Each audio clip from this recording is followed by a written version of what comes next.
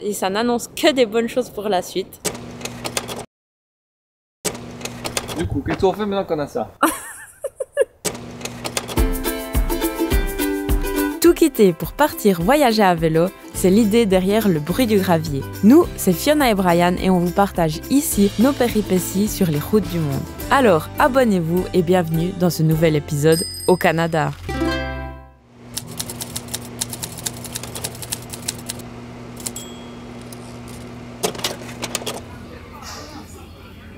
Nous voilà à l'aéroport de Kuala Lumpur et on s'apprête à vivre un gros chapitre de notre aventure. Ça fait déjà plus d'1 an qu'on voyage à vélo, plus de 14 000 km et 19 pays. Et là, on s'apprête à prendre l'avion de Kuala Lumpur jusqu'au Canada. Une incroyable odyssée de plus de 4 mois. On se réjouit vivement. On sait vraiment pas ce que ça va donner. On connaît pas grand chose sur le Canada, mais on a très hâte d'être dans ces grands espaces, de poser nos vélos et de découvrir ce merveilleux pays.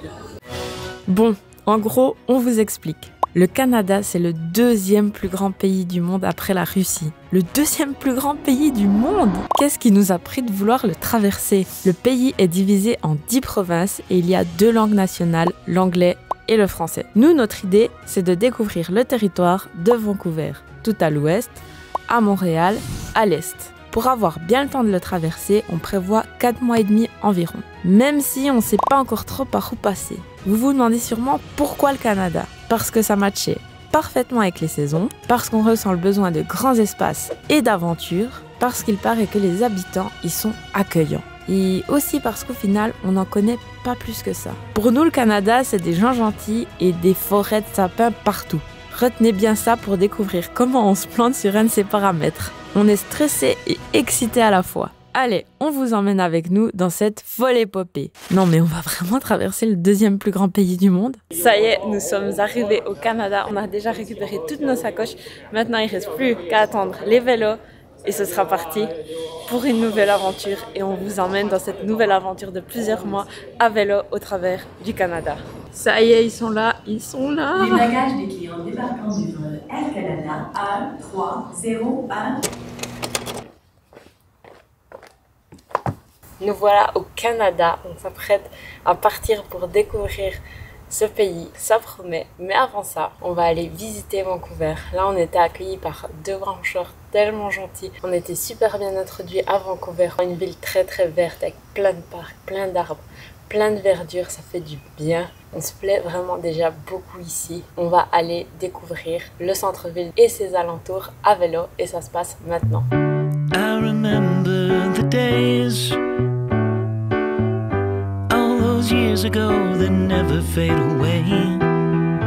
And I remember your face when you hit the ground. I can recall the time and place on a midnight walk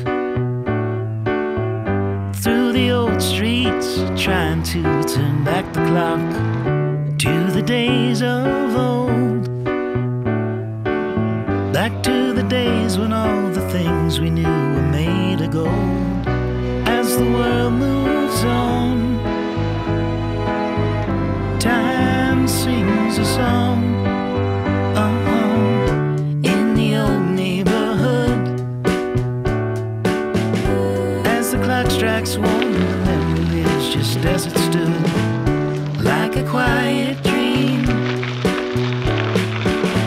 The shadows of that time are cast beneath the streetlight beam. As the world moves on,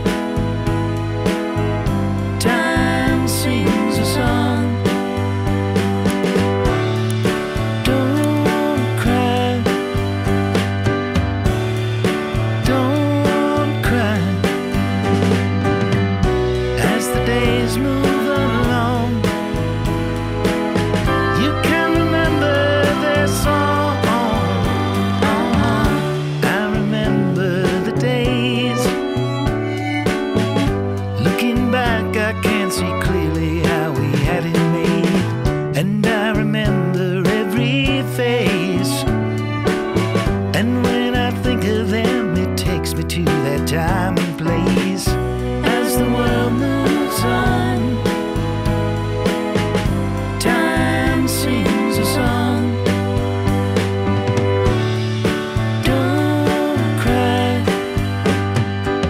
Nos 2 jours de visite à Vancouver sont en train de s'achever et on peut vous dire qu'on a eu un gros coup de cœur pour cette ville. Plein d'espaces verts, pouvoir se poser sur un banc, sentir les odeurs du printemps. C'est vraiment trop chouette. Tellement facile de la visiter en vélo. Ça fait super plaisir de pouvoir visiter une ville tranquillement en vélo et qu'elle soit adaptée pour les 2 roues. C'est vraiment génial. Maintenant on est sur un autre continent et on le sent, il y a plein de choses qui nous le démontrent et on se sent vraiment bien ici pour l'instant. On a eu la chance d'être hébergé par 2 couples de Warm Shower et ça c'est vraiment quelque chose qui nous avait manqué. Ça fait du bien, on a pu échanger, ils ont pu nous donner plein d'infos sur les routes à prendre et ça n'annonce que des bonnes choses pour la suite. Et demain, la vraie aventure commence. Sachant que le froid et la neige ne sont pas très loin, on va attendre un peu avant de s'engouffrer dans les montagnes. Sur les recommandations de nos hôtes et de proches, nous allons faire un crochet par l'île de Vancouver. Son territoire est carrément plus grand que la superficie de l'Arménie par exemple, mais elle est surtout, paraît-il, une destination fascinante avec de magnifiques côtes, d'anciennes forêts et des montagnes de haute altitude. On devrait donc en prendre plein les yeux dès le début. Pour ça, il faut d'abord qu'on aille prendre le ferry. C'est parti! Feel like today, let's do it again, let's go on a date. Cause tonight I'm gonna take you out and live the dream that we've been talking about. So we can dine and spend up all our nose. Let's forget that we broke. I wanna celebrate and have some fun tonight. I wanna show you all the lavish things in life. So raise a toast for all the good times that we'll have. It'll be like the movies, be like the movies. Rich people dreaming, rich people dreaming, rich people dreaming, rich people dreaming. Might be the gin that's gone to my head, gone to my head, feeling so busy, don't want this to end. Ce matin, on reprend la route et on va aller à Victoria visiter la ville. Puis ensuite, on va aller faire notre première nuit de camping dans la forêt. Ça promet. Sinon, au niveau de notre itinéraire, on le fait un peu jour par jour. C'est à vrai dire un petit peu difficile parce que tous les jours, on rencontre des nouvelles personnes et toutes ont des affinités différentes avec le tracé. Donc, il y en a qui nous disent « Ah, faut absolument aller là-bas », alors que d'autres nous disent « Ouais, ça vaut moyennement la peine. Moi, je vous conseille plutôt d'aller là-bas. » Et du coup, faut faire des choix en tout ça. En fonction de nos affinités, on fait des choix. Mais c'est très difficile parce que rien que sur l'île de Vancouver, eh bien c'est déjà très difficile de faire des choix ici. Mais ça fait partie du voyage, ça fait plus d'1 an qu'on en fait. Donc aujourd'hui on a choisi qu'on allait au camping et on verra bien demain.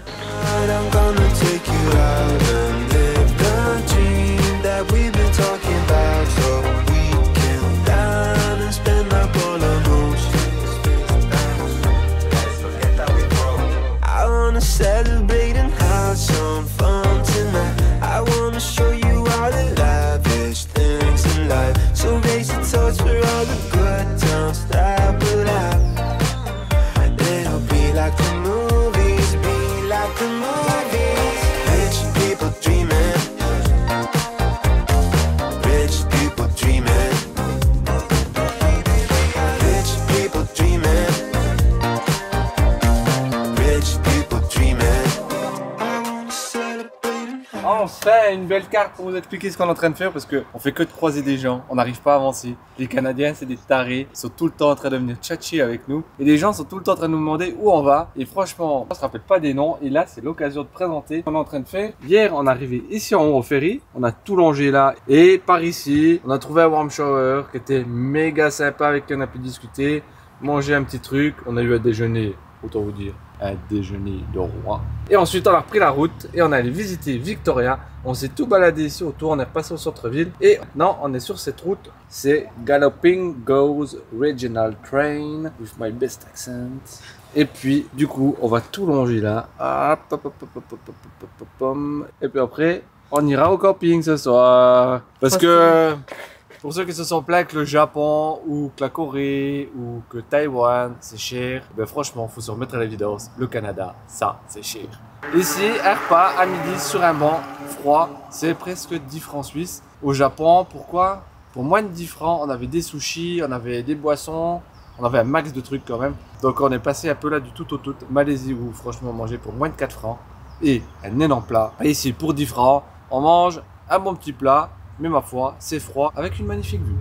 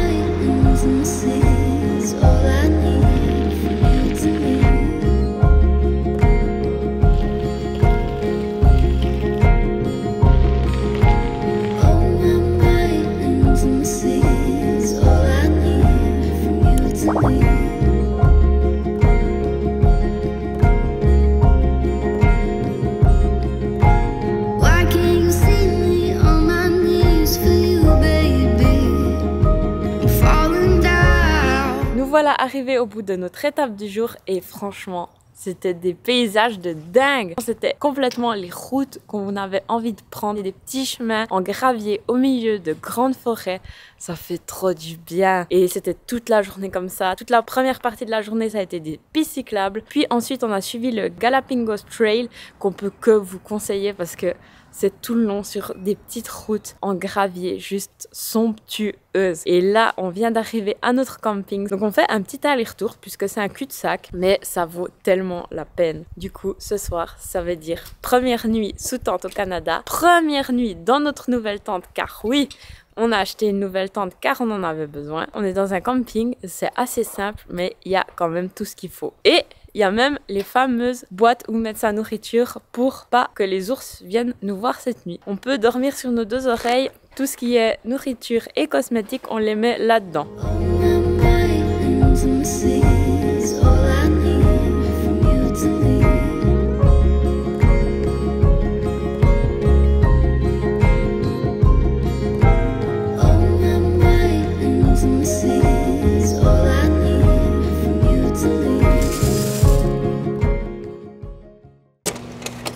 Place au petit déjeuner, on a repris nos bonnes vieilles habitudes ici au Canada. On a trouvé les tortillas, un peu de flocons d'avoine et puis du beurre de cacahuète. Et surtout on a trouvé un mix de fruits secs et de noix trop bon. Cette recette de base, c'est à Charlotte et Clément qu'on la doit. Elle est juste parfaite. Et là c'est cool parce qu'on a un peu retrouvé nos repères dans les produits canadiens. Et un petit fun fact qui est très sympa pour nous, le pays est bilingue et ce qui fait que sur tous les produits, c'est écrit en anglais et en français. Ça c'est chouette, c'est marrant. Et sinon, on a passé une très bonne première nuit en camping au Canada. Pas été dérangé par n'importe quel animal ni humain. Il faisait un peu frais, mais franchement, on est bien équipé. Donc, première nuit, c'est passé crème.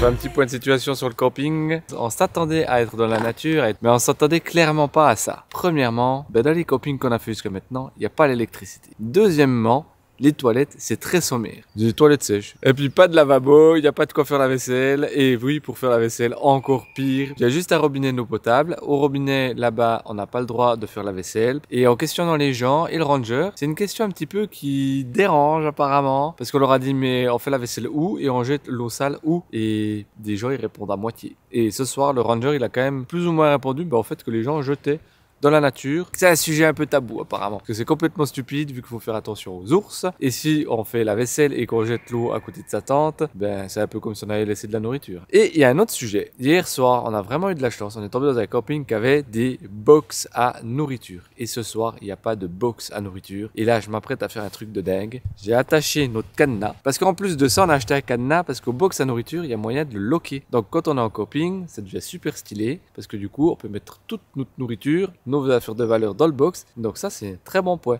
À condition qu'il y ait un box à nourriture. Sinon, il va falloir faire ça.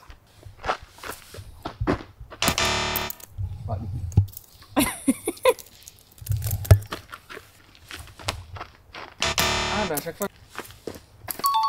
Voilà. Du coup, qu'est-ce qu'on fait maintenant qu'on a ça? Du coup, c'est bizarre parce qu'il y a eu une nuit entre. Il y a eu une nuit. Mais maintenant, là, je vous dis, j'ai un peu de peine à parler parce que j'ai la dalle et je vais récupérer les sacs de bouffe qui sont là-haut parce que les ours ne sont pas passés les prendre. On va réceptionner la nourriture. Ouais, on peut déjeuner. Simple et efficace. Voilà, et puis dans un super magasin de camping très très connu au Canada apparemment, qui est incroyable. On a acheté ces 2 sacs étanches et ça fait vraiment bien l'affaire. On met toutes nos courses, toute notre nourriture dedans et comme ça on est tranquille. Lighting up the sky, never say die. Stay awake with me tonight. I'll make it worth your while.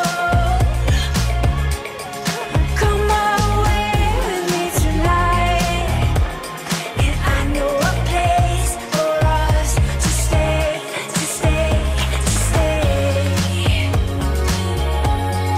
I just want you here with me. Stay, stay, stay. I just want you here with me. Stay, stay, stay, stay, stay.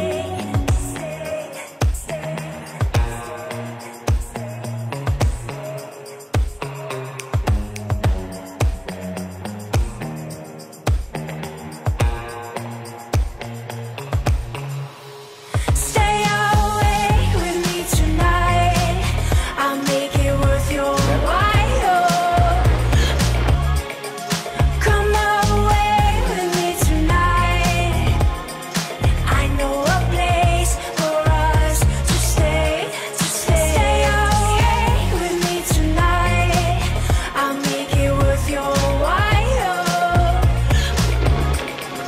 Come away with me tonight, and I know a place for us to stay, to stay, to stay. Aujourd'hui, petit trail incroyable. Comme hier et avant-hier, on a suivi une piste cyclable qui était aménagée sur d'anciennes voies ferrées. Donc autant vous dire que c'était magnifique. On a vraiment beaucoup aimé. Si vous venez par ici, on peut que vous conseiller ce trail. C'est de toute beauté. Et ce soir, eh ben, à nouveau au camping. Mais petite particularité aujourd'hui, on est arrivé et il y a totalement personne. Apparemment, la saison n'a pas encore commencé dans ce camping. Ben, on s'est quand même poussé parce qu'on a nulle part d'autre où aller. Et petite chose incroyable mais vraie, de un, il y a de l'électricité alors qu'il n'y en avait pas dans les 2 autres qu'on a fait. Ici, il y en a et elle fonctionne. On la prend, il y a de l'eau potable, on la prend aussi. C'est plutôt pas mal, surtout qu'on a une petite vue sur le lac là derrière, donc on est très très bien.